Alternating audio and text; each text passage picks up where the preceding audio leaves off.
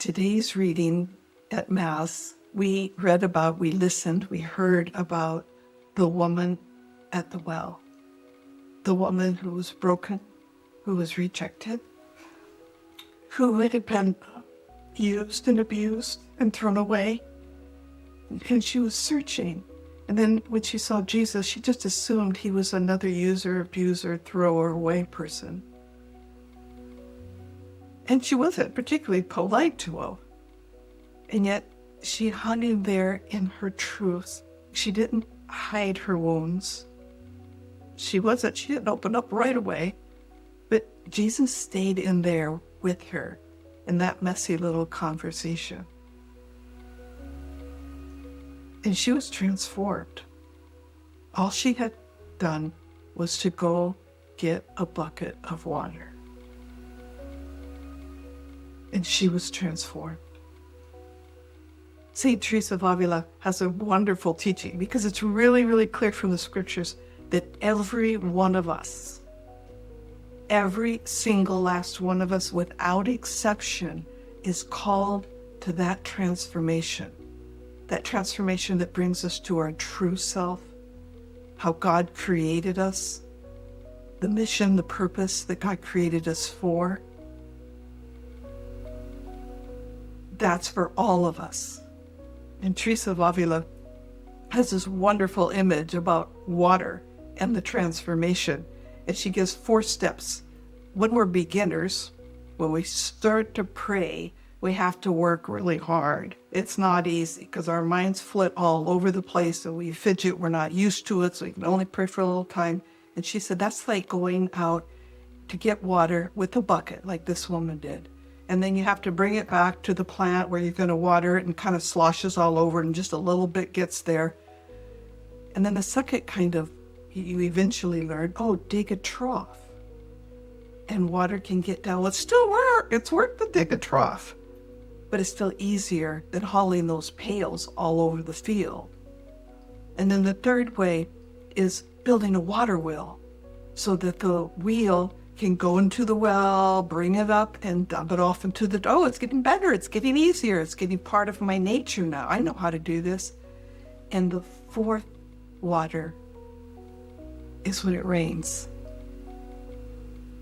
And we just go out and soak it in. Let the rain fall upon us.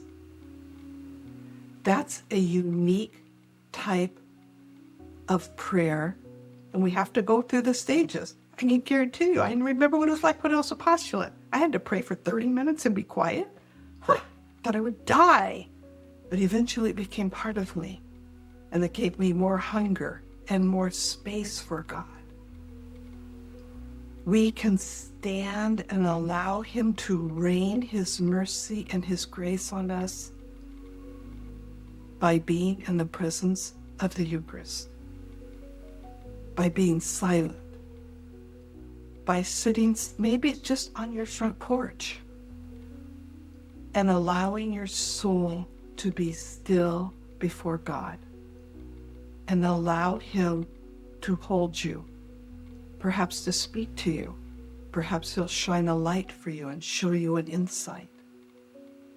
But that prayer, both John of the Cross and Teresa of Avila, the prayer of silent, peaceful recollection of receptivity is made for everyone. We are all made for that type of prayer. No one is excluded except the one who doesn't desire it, because God will never force it on us. But he will allow the love and grace and heart that he has for you to pour out if you will receive it. And that's what happened to that woman at the well. She allowed Jesus to love her in her mess. And then when she left, she was a different person. She was free. She was joyful. She had initiative. She wanted to share the news. Why don't we all pray for that grace? That we can be receptive to what God wants to give us today. As we continue our Lenten journey, let's all ask for the grace that we can receive humbly, simply, openly, whatever God wants to give us. Because whatever He wants to give us is good, it is life-giving, and it is life-transforming. And it is meant for every one of us if we will receive Him.